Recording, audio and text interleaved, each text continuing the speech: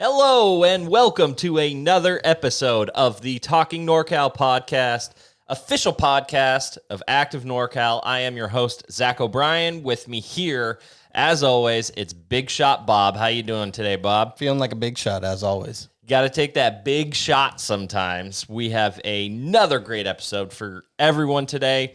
We're going to break down 4th of July weekend in Northern California. Spoiler alert, it was very busy everywhere.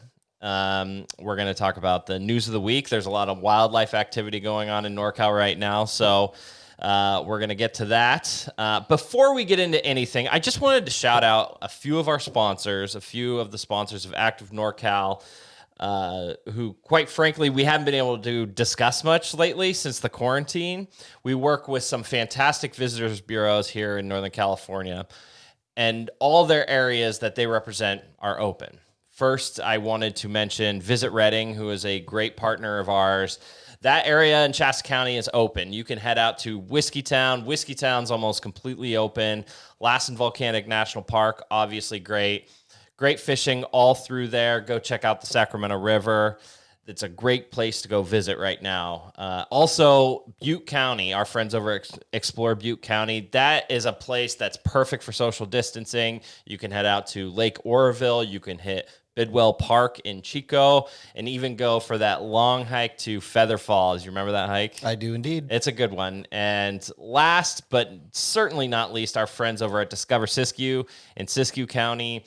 There are so many places, especially up in like northern Siskiyou County, that are just remote as heck, and they're beautiful. So a place like the Lava Beds National Monument is a great place to go right now to social distance yourself from the rest of society. Right now is actually a really good time for stargazing in Lava Beds. So these are all places you can now visit. Get out there and recreate responsibly. Wear a mask whenever you go to a local business. Stay 6 feet away from people, even when you're outdoors. And if you have any symptoms, any at all, just stay home. Okay, just wanted to shout them out real quick. Let's hop into this episode with the Tahoe's Hella NorCal. NorCal, we're hella NorCal, and I could spend all day just chilling in the South Bay. We're NorCal, we're hella NorCal, and there are no salad dudes who kick it down in Santa Cruz. Or NorCal, we're hella NorCal, and we get a little cray-cray when we visit the East Bay. We're NorCal, we're hella NorCal. It's the weekend after 4th of July. 4th of July fell on a Saturday this year, and boy, was it busy. I think that if this were any other year, this would have been an epic 4th of July holiday, it being on a Saturday, but with everything going on, it was strange. Yeah, we had decided, my wife and I had decided that we didn't really want to plan anything. We're not totally comfortable, say, getting a cabin or a hotel quite yet. So we drove to Auburn. We drove up to Auburn just to check it out. We went to the Auburn State Recreation area just to check out the river, check out the swimming holes. It was the most packed I've ever seen it. It was absolutely crazy. So we just drove around, we saw the sights, and we didn't get out of the car, and we just drove home. It was perfectly fine. All reports show that all outdoor destinations in Northern California were packed to the brim. Like, the representative over at Shasta Lake said it's the busiest they've seen the lake in decades. It doesn't shock me. I was in Napa on 4th of July, and it was actually surprisingly quiet, to be honest with you, which I wasn't sad to see. You know, I think that the social distancing was catching up with people, and so they were making a little bit better decisions. But those outdoor, I mean, even driving home, seeing the people that were trying to fish on Puda Creek, I mean, there's a lot of people out there. Yeah. So there was a lot going on. I mean, the one thing that was disconcerting was the photos of the trash cans overflowing everywhere. I saw photos of people unloading all their trash in the porta potties, which is terrible. Guys, just pack out your trash. It's not very hard. I don't understand it. But it really was indicative of just the massive crowds that were out and about. It's good to have this sort of joy back in our life, to be able to go out. I mean, you know, Lake Tahoe. We didn't discuss Lake Tahoe. People were sleeping in their cars overnight just to get in line to get onto Lake Tahoe with their boat. some people just got turned away. I mean, there's a video of the line going into Lake Tahoe with the boats because they have to check for the invasive species. So it's actually, they do a thorough check. That's why it takes so long for people to drop their boats in. And so that was crazy. You know, all reports show that all the campsites are full. It seems like all campsites are full for like the next month, but that's a different story. And you and I actually hung out that evening and sort of walked around my neighborhood looking at the fireworks. That was something I've never seen before. There was a lot of sparklers and Roman candles, a lot of children, and I actually kind of enjoyed it. It was different. We were all trying to social distance accordingly and still see some remnants of fireworks, and it was a little disappointing, but I had fun. It was fun. It was fun to see the kids out in the neighborhood who really enjoyed it. Did you see that video of the drone footage over Sacramento? I did indeed, actually, and it made me really want to fly a drone. I'm not gonna lie, it was electric. I can't believe we didn't think of flying the drone. I didn't know that so many people were going to be shooting off fireworks. I mean, we saw big ones. Well, in all of the videos that you see across the globe of this happening, especially across the United States, they all were at the same time. And not across the globe, across the United States.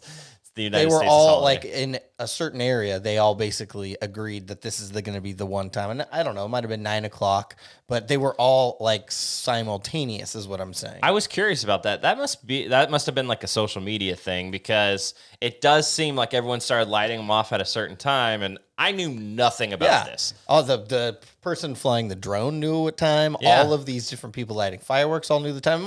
I'm thinking it was either 9 or 10 o'clock. It was like a round number, which is probably the time that they normally start lighting off the local fireworks. Right. But that's what impressed me most. First of all, it was great footage, but also it made me think, wow, how did all these people figure out this time correspondence and do it simultaneously? And I didn't know about it. It was cool because you could see it was a wide shot and you could see much of the city, and they were everywhere. They were just popping up all over the place. These fireworks. Did you see the LA one? That one was because it's insane. Massive. That was insane, area. And it was a little bit closer. So it was really close to the fireworks going up. My question is, I don't know why I'm like so sheltered. Where are people getting these illegal fireworks? Because those are not legal in California. Is that Nevada? Well, remember when we were kids and we went to Tennessee and there was literally... Tennessee, sure. But like people they come from Tennessee. There's probably ways of figuring out illegal ways of shipping it from one place to another. But, there's people on road trips all over the place bringing these fireworks all over the country. Is there like a large black market? There's got to be a black market for fireworks. I did read that that police in Humboldt, I think it was like 10,000 pounds of fireworks. They confiscated it. Yeah. I wonder where that's coming from though. Like I pride myself in knowing these underground things, sure. And I knew nothing about this. I did not know people were shooting off fireworks. I didn't think twice about it. I don't know why. But I basically just thought that there were going to be no fireworks, but there would maybe be scattered, neighborhood fireworks. And there were scattered neighborhood fireworks, but there was also kind of a whole citywide show, not only in Sacramento, but LA and all big cities around the country. Did you see what happened in Redding? There were multiple fires. Of course, reports are there were fireworks and then there were fires. Luckily, the great, firefighters were right on the spot, but also people had to evacuate Oak Bottom campsite at Whiskey Town because a fire broke out from fireworks. I didn't know it was from fireworks. I did see that people were evacuated. I assume it's from fireworks. I didn't read. I don't think that they finished their investigation necessarily to know that that's what it was. I guess it could have been a campfire. Sure, that's really the only other option. But we're going there tomorrow, so we'll be able to see the burn site. I don't know how bad. It wasn't that bad. I think they put it out pretty quickly, but people literally in late at night had to evacuate their campsites. So crazy weekend. I think everyone just has this pent up, whatever quarantine fatigue that was really, really culminated in this wild weekend. By the way, do you know who Lee Greenwood is? I do now. I just learned this weekend. Lee Greenwood is a Sacramento local. His real name is Melvin Lee Greenwood from Sacramento. He wrote God Bless the USA. Yeah, this was a really cool story. You rarely see huge country songs like this coming out of Northern California. Yeah, super wild. But I learned that I'll always think of that song differently now, but that's the song they always play when the fireworks at like the main shows. Super patriotic song. And, in the article on activenorcal.com talks about how it really kind of came into popularity. Was it Desert Storm? Desert Storm. Yeah, it was released in the early 80s, but it wasn't until Desert Storm and then that it came to prominence. And then after September 11th, it hit the top 20 of the music charts. So top 20 country songs. Yes. Specifically. I suppose What's funny to me though is to you, this is like this song reminds me of Vegas because this song plays on the Bellagio fountain. Sometimes, the Bellagio fountain has music to it. Yeah. God Bless America. This always will remind me of the Bellagio fountain because that's one of the songs played during Interesting. those. Yeah. I always figured it just to be classical music at Bellagio, but maybe I wasn't listening. So anyway, it was just a busy weekend. There was so much going on. There was some tragic events which we knew were going to happen. And when you get this many people, you get alcohol, you get excitement, you get bodies of water. I think you said it best. Quarantine fatigue is a huge issue too right now. Yeah, people are just like so amped up waiting to go outside that, sometimes it has negative aspects to it. Now, there is one other thing I wanted to talk about before we get into the news of the week, and I did not want to put it in the news of the week because it's a little too serious and a little it's heartbreaking, to be honest. Absolutely. So there was this tragic incident that happened in Downieville on Friday, the day before 4th of July, July 3rd. And a 15-year-old boy and his father were four-wheeling out in the Tahoe National Forest when this guy seemingly randomly came and started shooting at him. He also shot two other people in the area. The father was killed, Ari Gershman, 45-year-old doctor from Danville, and the son spent 30 hours lost in the wilderness of Tahoe National Forest. He fled the gunman and was able to survive.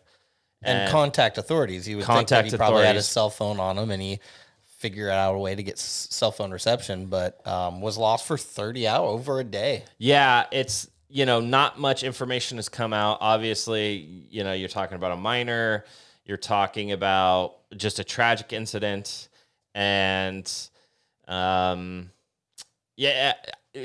one knows what this guy's, what his motive was. I do know there are a lot of marijuana grows out there, and reports say he was on an ATV, and they actually chased him. The cops got him. They chased him down an ATV. He shot three people just in the wilderness, seemingly at random. I don't know if that's the case, but I just wanted to mention it because not only did the father tragically die in the incident, but the mother, his wife, Paige, is currently going through chemotherapy. They have 3 kids. They're out of Danville. So go check out their GoFundMe.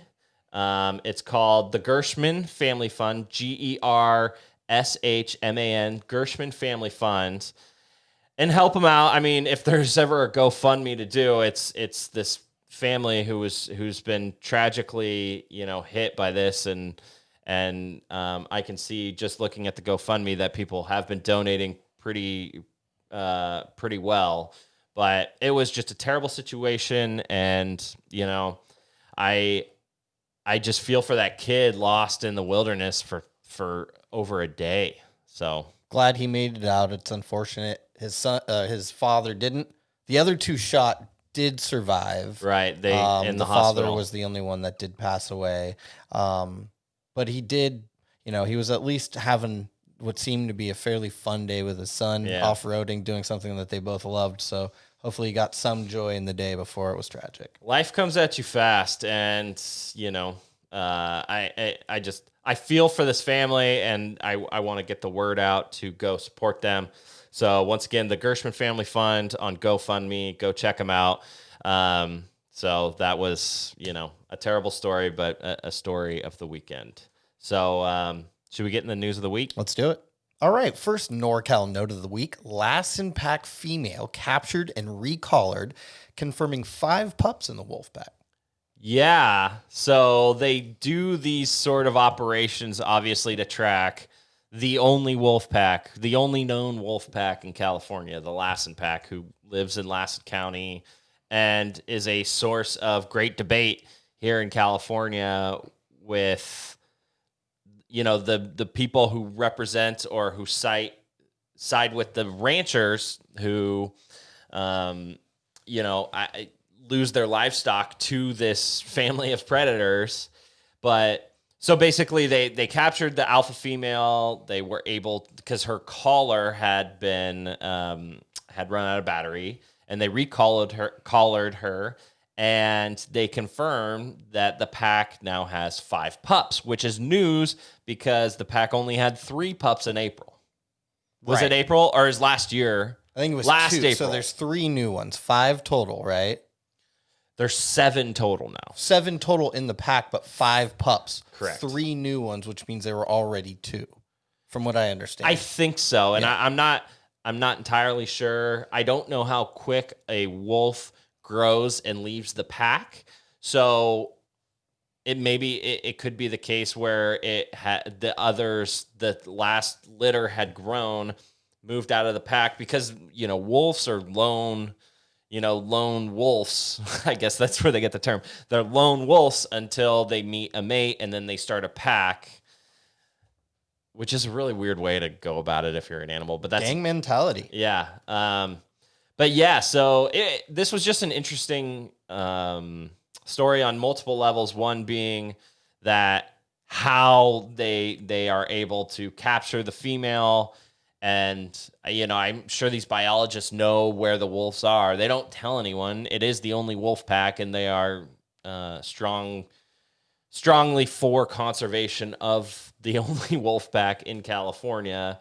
It is a huge crime to, mess with wolves, so that they're highly protected. So, and not only that, but also that they have 5 pups, which is interesting news. Will these pups go on to create their own wolf packs within Northern California or California in general, bringing wolves back to the state? Once again, this is a highly debated topic. I wasn't as familiar with this until reading the story on Active NorCal, so I thought I'd mention the 2 things that stood out to me, and I'll just read it. The Lassen Pack, which lives in remote Lassen County, is the descendant of famed OR7, a wolf that famously traveled from Oregon into Northern California in 2011, becoming the first known wolf in the state in nearly 100 years. The Lassen Pack's father wolf, known as CA-08M, is the son of OR7. I found that fascinating. Also, the only other known pack in California was the Shasta Pack, which mysteriously disappeared in Siskiyou County recently, which, could go back to that whole, who knows what happened, if somebody hunted them down, if they're just kind of in hiding. But yeah, I could talk about the Shasta Pack for a long time. Siskiyou County and Modoc, Modoc County right next door to Siskiyou, is known to have ranchers that are highly against this, because these wolf packs go and they kill their cattle. Absolutely. You can see their side. Correct. And they're allowed to protect their property, their cattle, their property, from anyone except for these wolves, because these wolves are protected. And I went and actually looked. The Lassen Pack this year has only killed 1 confirmed Livestock. piece of livestock. whatever, however you want to put that. But yeah, no, the Shasta Pack just disappeared, and they could have gone somewhere else. I don't remember if they had a tracking device on it and on one of them, and maybe it went dead. I'm not sure. But a theory out there is that these ranchers who are just sick of them saw them and shot them and got rid of them because you can literally do time in jail for killing a wolf. Sure. And they're actually up in Siskiyou County. There have been 2 in the past year that have been murdered. And they are actively being investigated. And these wolves are coming down from Oregon. They left the area and they moved north, and now some of them are kind of trickling down back south for whatever reason. Maybe it's because they are protected, that they are able to get away with it, much like they're protected in Oregon. Literally, they send people to jail for killing wolves. So we always talk about it. It's just, I'm just always wondering if we're seeing the beginning of wolves returning to California. And if they do, it will start right here with the Lassen Pack. Absolutely. Yeah, fun story. Yeah. Okay, this next one actually blew my mind. Accomplished runner summits and descends Mount Shasta in just 5 hours. Max King, he's basically, from what I have seen from him, I think he's climbed Mount Shasta like 4 or 5 times already this summer. He's an animal. He is an accomplished runner. He won a bunch of different championships when he was younger, and now he lives in Southern Oregon and actually does these like trail running camps in Mount Shasta. So I think leading up to these camps, which one I believe was this week, and I think he's got another one next week, I think he's just been climbing Mount Shasta nonstop. But so there's this thing called the fastest known time, the FKT, fastest known time. And the fastest known time from Horse Camp, which is where most people camp, to the summit is 1.5 hours. Horse Camp sits at 6,000 feet elevation. I thought it was 7,000. It might be 7. Max King started at like 3,000. 7,900 feet elevation. Horse Camp. 8,000. Yeah. So more than halfway up the mountain. King began at 3,600 feet, which is the town of Mount Shasta, and he just ran to the top. He basically tripled it was a third of the time it typically takes an average climber to climb to the top, and he got up in 3.5 hours and got down in 2, which is interesting in itself. I wonder why it took him 2 hours to get down. It seems like maybe you're tired after running up. Maybe at that point you want to take some pictures too on your way down. Yeah, you've just summited a massive mountain, and according to what I saw, he basically only stopped to like take one picture at the top, but also chat with somebody on the way up, like a brief little quick chat, and then kept going. I thought it was funny how casually he just asked his friend to go quickly summit Mount Shasta, like it was like a quick hike around Manzanita Lake or something. What I found fascinating about this, and this is kind of part of the story, I'd never heard of the Session Trail before. Session Trail, this guy went from the town of Mount Shasta to the summit of Mount Shasta in this trail that is kind of a newly renovated trail, from what I understand, right? Yes, it's a historic trail. It's the trail is it Sisson? Is that what you're calling it? It's Sisson? Yeah. I don't know. I read these things. I never hear them. Right. It's like a historic trail up to the top. So that it's been like the new, I don't even know what to. It's the new trend to take that trail to the top. What's interesting is I've actually been in conversation with this guy named Jason Hardrath, about getting him on the pod. And he did what he calls the Shasta Picnic, which he like swam across Lake Siskiyou, biked from there to Bunny Flat, climbed to the top of Mount Shasta, down, biked back down to Lake Siskiyou and swam across. And he calls it the Mount Shasta Picnic Triathlon. But we're trying to get him on there's like a group of these like super athletes that hang out around Mount Shasta. And obviously now is a great time to be around that area.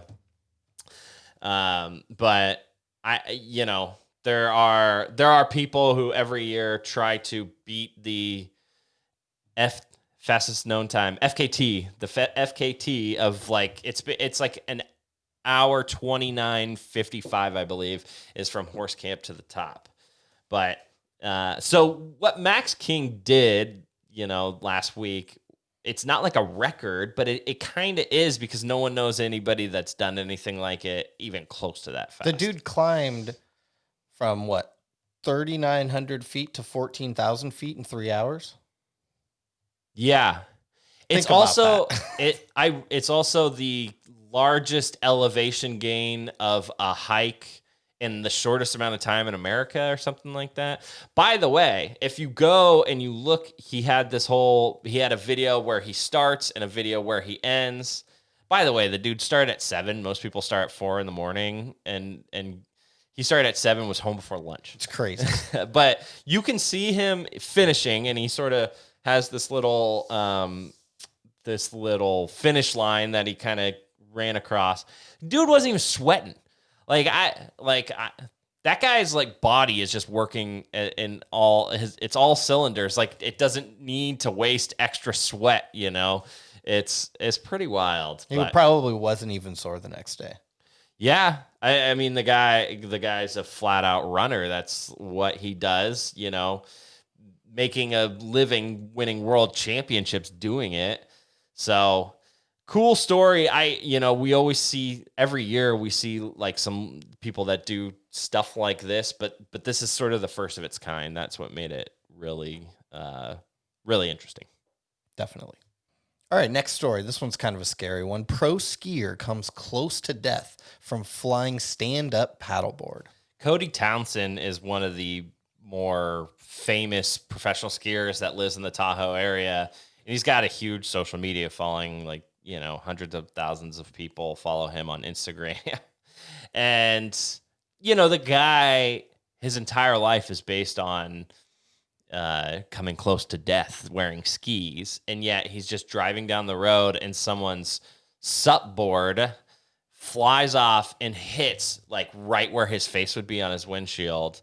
And yeah, it was a weird story. Obviously this probably happens more often than we know. Just the fact that he posted it and he has such a, huge following that it actually gets in the news. But my question is, does he keep the board? Totally, 1,000%. I mean, there would be the one thing I thought of was, I wonder if the paddles came off too. Well, it was in a bag. I don't know if you saw a you picture. got a whole setup then. It was in a bag. Dude's got to pay for a brand new windshield. He can keep the paddleboard. And plus, somebody wants to claim it, great. You pay for my windshield, I'll give you your paddleboard back. Yeah. Well, yeah. I assume he has insurance, and I don't know if insurance covers something like that. But also, here's another question. If you lost your paddleboard and all of a sudden you see this blowing up everywhere, do you claim it, or do you just go about your day because you're embarrassed and you don't want the public backlash? That's a question of integrity. If you are first of all, this person probably should have pulled over. I think clearly I don't think they knew.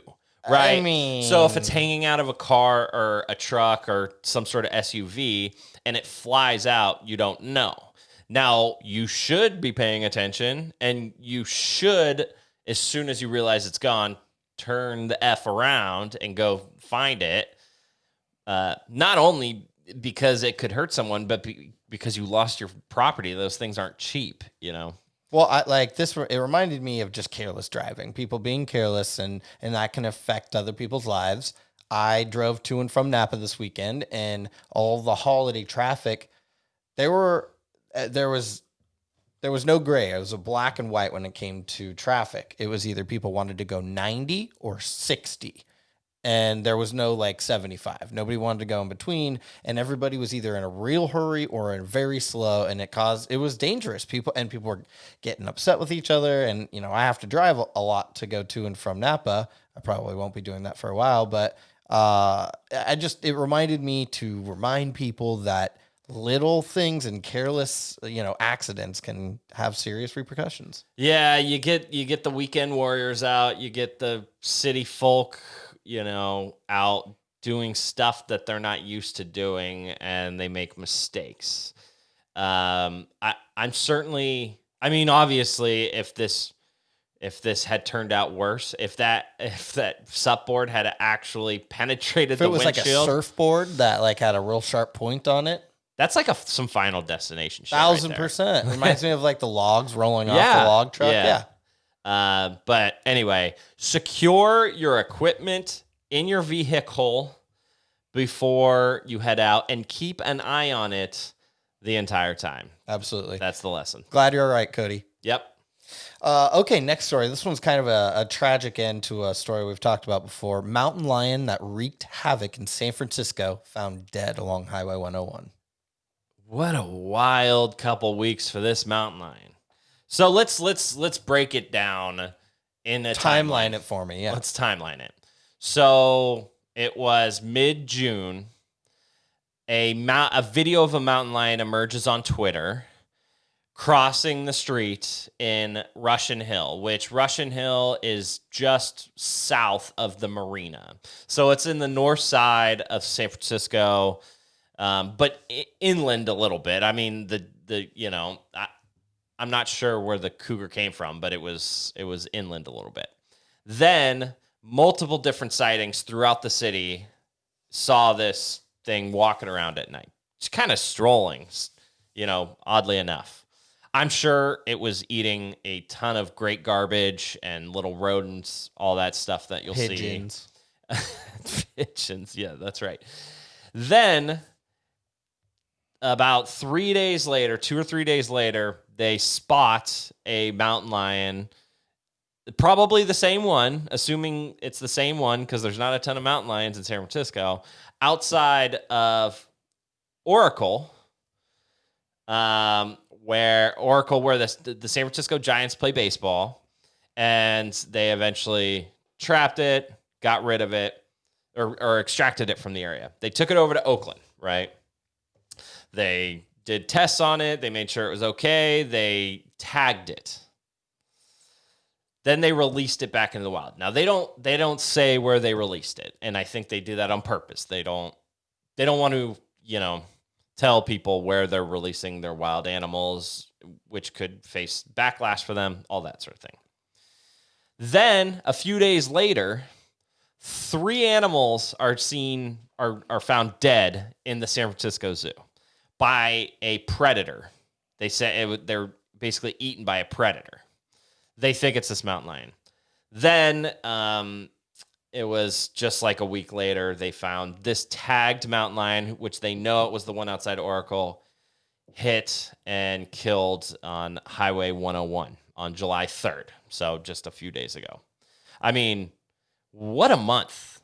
This is like, I hate to make this comparison, but this reminds me of like those serial killer documentaries where serial killers are just like having a crazy month and just killing a bunch of people, and finally it just ends in it ends death. by it getting hit by a car and it not being really. What's that? What's the serial killer that escaped from prison and then and then went on a killing spree all the way down to Florida? From it was the Netflix documentary. There's so many Netflix documentaries. Well, the guy, he escaped from prison in Colorado, eventually made it to Florida, and started killing a bunch of people again. It was like he went out with a bang. This mountain lion probably had something wrong in the head, right? Or maybe. Yeah, maybe. Yeah, so my favorite part of this story is the fact that, yes, the mountain lion died, and that's extremely tragic. But as you mentioned, it's suspected of killing 2 wallaroos and a red kangaroo at the San Francisco Zoo. So to me, at least for a mountain lion to find itself in the San Francisco Zoo, to me is like comparing it to like me going to a Vegas buffet. To a home. It's literally a hometown buffet. There you go. So like at least, it's sad because those animals have nowhere to go to flee. But you're 100% right. That was a kid in a candy store. I mean, the mountain lion coming up on that zoo, it probably followed its instincts and could smell animals in the area and found its way over there. And they're like, bro, I just found the gold mine. Now, obviously, I'm not happy that there are additional animals. I feel like I'm just always talking about how I'm like gonna punch an animal in the face or whatever. And I promise I'm an animal guy, and I actually have something to say on that coming up. But I don't think PETA listens to this podcast, but when they do, you could be in trouble. Chirp me, PETA. I do not call out PETA. That's the one people you do not want to call out. So yeah, this was a sad end to this really wild story, but it's just, I feel like it's just another wild story from 2020. Yeah, totally. Another wild story from 2020. Way to end that segment. Okay, let's go to the next story. This one's kind of funny. You take it as you will. Smoke jumpers land in large cannabis grow while fighting the flat fire in Trinity County. I wonder how often smoke jumpers come across illegal grows. So I mean, in Northern California, I'm sure it's much above the country average. Right. So smoke jumpers are basically, if there's these deep wildland fires that they find, they will lift up in a helicopter and drop these guys into the wilderness to basically start creating lines. They can't get vehicles there, so this is the only way to get in any kind of firefighters into the area. Right, and they do eventually. They'll bring in trucks with hoses, and they literally have hoses that can go miles and miles deep. But these guys, they're the first on site. They're an elite group of firefighters. They're badasses. And this is an older story that we just didn't get to on the last podcast, but it's funny because there are videos of this huge marijuana grow, and there's just firefighters landing right next to it. But I mean, it looks to me like it's from the perspective of the farmers, the cannabis farmers. It is. Right? It is. And so that is a legal farm. 1,000%. Yeah. But you can only imagine, like, I think personally, if it was me being the farmer, I would record it, because you don't know if they're smoke jumpers or if they're just people trying to rob you or whatever. They probably knew, because the plane that flies over is clearly CAL FIRE. It's the CAL FIRE red or white red coloring. But yeah, I'm sure they were pretty happy to see them, considering they could lose everything. And I don't know what kind of fire insurance you could get for a giant cannabis grow. That was a beautiful property too. Yeah.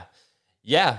My question is, I wonder, so we have a ton of these illegal grow sites throughout, especially that area of the Shasta Trinity National Forest, of Mexican cartels. I wonder how these smoke jumpers are trained to deal with those people, because, I mean, do they have guns? Like, do they have, I don't know. Well, I'd say they're probably pretty good at spotting them, because if it's like so this farm probably had a home on it or a industrial facility. And it's a large field, so you could see it from above. And those illegal grows are as hidden as possible, and they generally don't have buildings that, they have like trailers or tents or what have you. And so, which it's harder to see from the sky, but yeah, I mean, I'm sure that they have their ways of figuring out what's safe and what's not. Yeah, but smoke jumpers, man, they go deep in there, and they probably see, some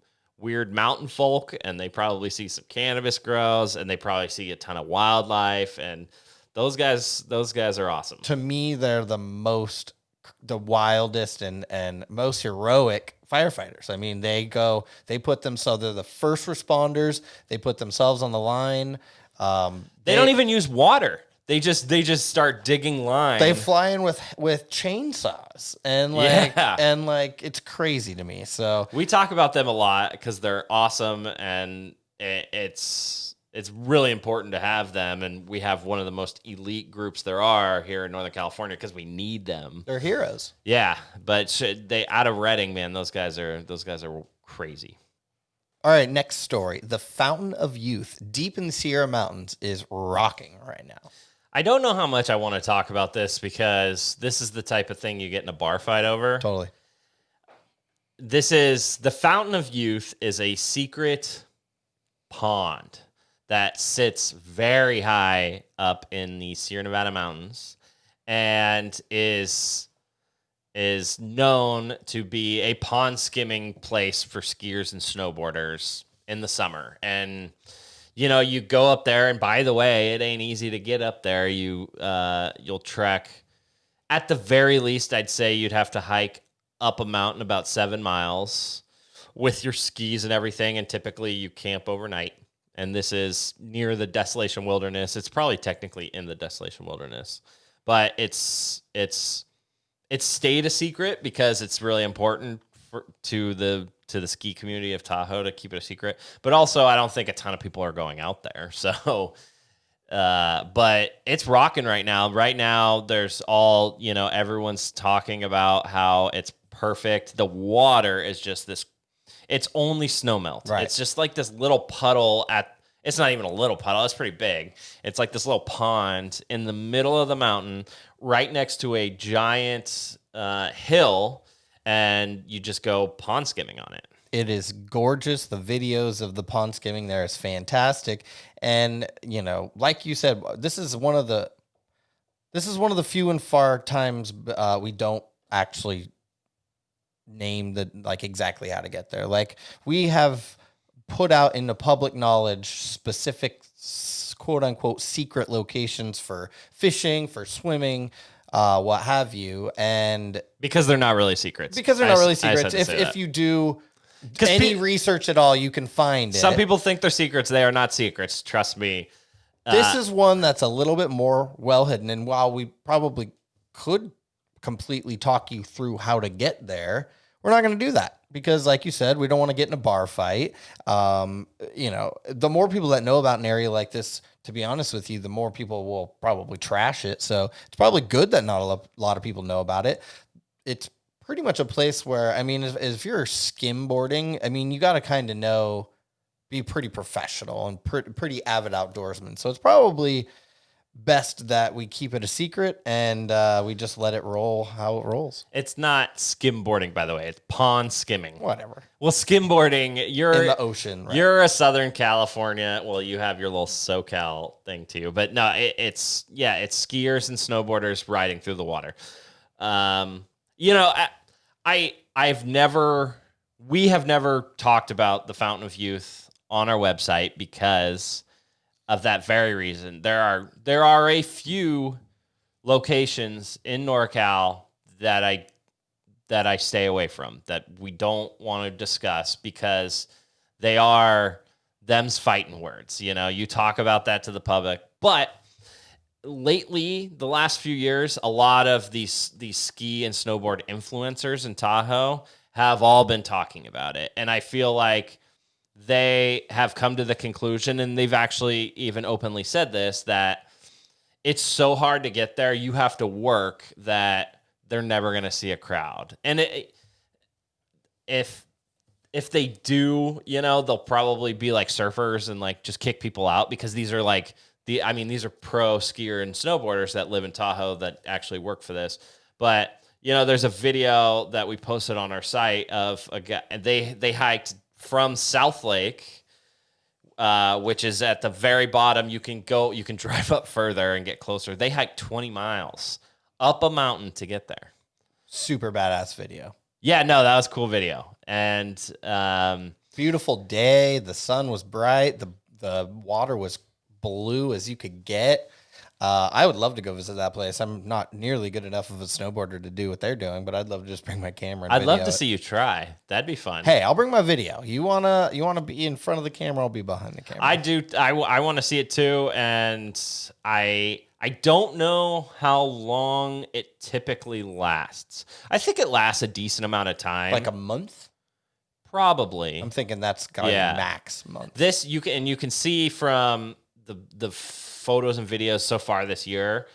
It's still, there's like a large section of snow in the middle, so it isn't a complete pond yet. Where every year it becomes a large pond, that you can swim in. Basically, it's probably, it's really cold, obviously, but this is one of the secrets of NorCal that we've never really discussed, and for a good reason. But we're doing it now, and that's, go check it out on our website, because even if you're not into skiing or snowboarding, it really is really beautiful to see. Fountain of Youth. Fountain of Youth. The guy who named it, he said he named it that because, quote unquote, if I go every year, I know it'll keep me young. I love that. Great quote. Yeah. Okay, let's get to the last story of the day. Tahoe bear seen breaking into 6 cars in one neighborhood. Smarter than your average bear? Yeah, I mean, this is kind of what they're known for. Bears in Northern California are smart. They realized early that, if I break into a car, if I just mess with the latch good enough, as long as the door is unlocked, there might be food in there. This bear is straight up walking around this neighborhood, just pulling on every car door. These guys know what they're doing now, man. Obviously, we have discussed for years the bear.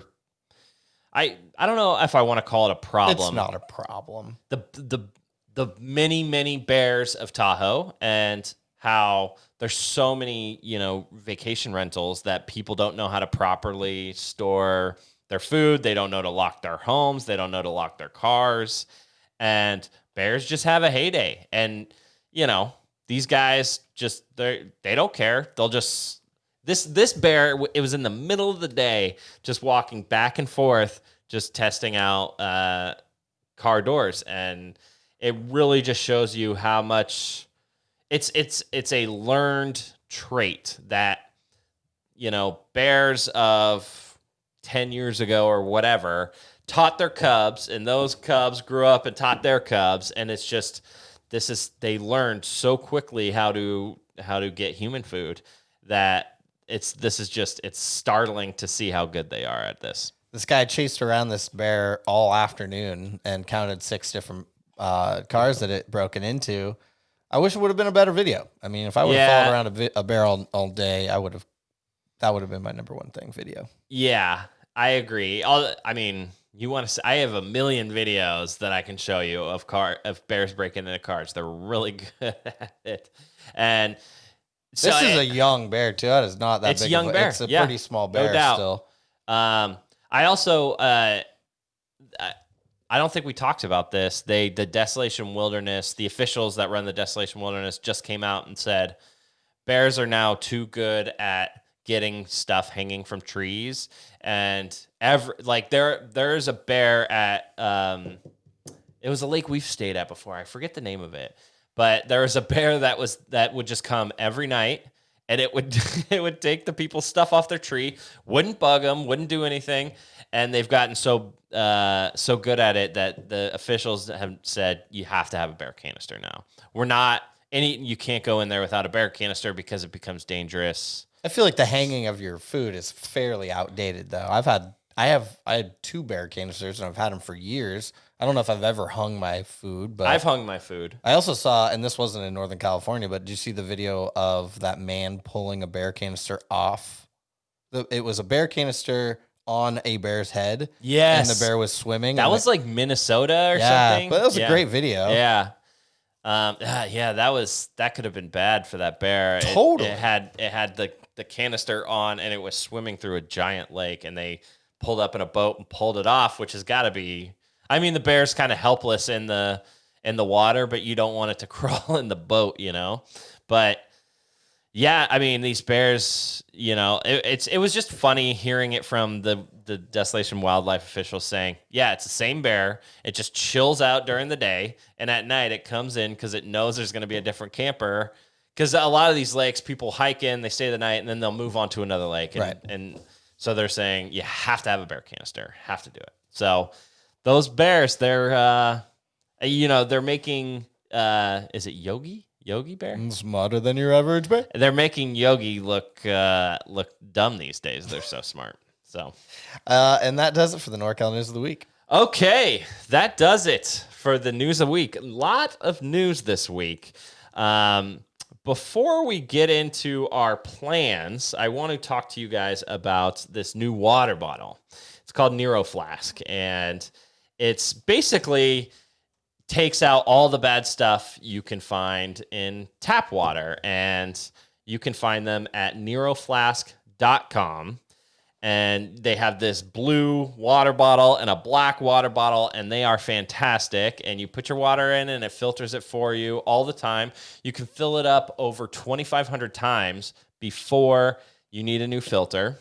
And I want you to go to their website, and when you purchase it, you can get 10% off using the code NorCal. That's just NorCal, NorCal. It's neroflask.com. These things are badass. They get, all the different chlorines and the everything that you don't want out of your tap water. They get them out, and you can stay hydrated all day. It's great for camping. It's great for a lot of things. Like maybe you're doing, you're picking water out of a clear lake or something. This is just a really good thing to have. So once again, neroflask.com, use the code NorCal, get 10% off. Nero Flask.com. Nero Flask. Yeah. NEROFLASK.com. Yeah, we got ours on coming on the way, so we're going to review them hopefully next week. Hopefully it's next week or the week after. So we're stoked on that. Speaking of next week, what do we got coming up? Oh my God, so much. So now that everything's open and we can sort of... Well, things are starting to reopen and reclose. Yep. But now that we feel more comfortable with promoting these things, and we're going to start doing more videos again, we got a lot planned. Let's see tomorrow we're going kayaking. I'm excited. We are going to Whiskeytown National Park or National Recreation Area, and we're going kayaking. We're going to spend all day out there. We're going to rent them from Oak Bottom. Cruise around. I know all the spots I want to go to. I don't know if all the rope swings are around. Yeah, I guess technically rope swings are illegal on Whiskeytown, but there's a ton of them. And I do know of some cliffs that I want to jump off of. I assume you know which ones I'm talking about. Mm-hmm. And we're just going to cruise around and try to shoot a sweet video out of that. And I'm also going whitewater rafting this weekend. Yeah, I can't go with you, unfortunately, this weekend, but I will be kayaking with you tomorrow, which I'm really excited about. Where are you going rafting this weekend? South Fork, American River. It's sort of the chill one. We did the Middle Fork last summer, and you need that one. You need a full-on guide. You need we're getting a full-on guide again, but it's much easier. I think there's like some class 3. Probably not class 4, but it kind of goes through Auburn, so it's a lot more of a, not urban. I wouldn't call it Auburn urban, but you go through the town a little bit. How long of a day trip is that? Do you know? It's a full day. There's multiple trips. I think the longest one's like 21 miles, but our friends over at H2O, we're gonna head out with them. That's gonna be fun. And then you and I are going... I got 2 rafting trips in like 5 days. You and I are going to the Trinity River next week. I'm so pumped. I haven't rafted the Trinity in, 15 years maybe. It's been a while. But it's one of my favorite areas to raft in the entire world. Yeah, we got Hellhole. We got all the big time, rapids. It's called the Pigeon Point Run, I believe, is what they call it. So we're stoked on that. We're doing video content, which means got to figure out how to keep those cameras dry.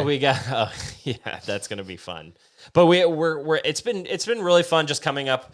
We took a 3-month break, and now it's actually 4 months at this point. Yeah, and it was a nice break because we are always on the go, and we are always juggling. This type of stuff and actual work in front of our computer and getting out there and shooting video and all that sort of stuff. So it is fun to get back into it and to come up with new ideas and create new content. So I'm stoked. But Yeah, what do you got going on? Yeah, I mean, I'm just really, to be honest with you, we don't do a lot of videos that are really centric on water. And so from my perspective, I've just got to figure out how to get the best video content with the best sound quality while keeping everything dry and still having a good time. I'm looking at that drone over there. Man, that would be cool to bring. I know. Our kayaking video would be so awesome with the drone, but you're not allowed to fly in Whiskeytown.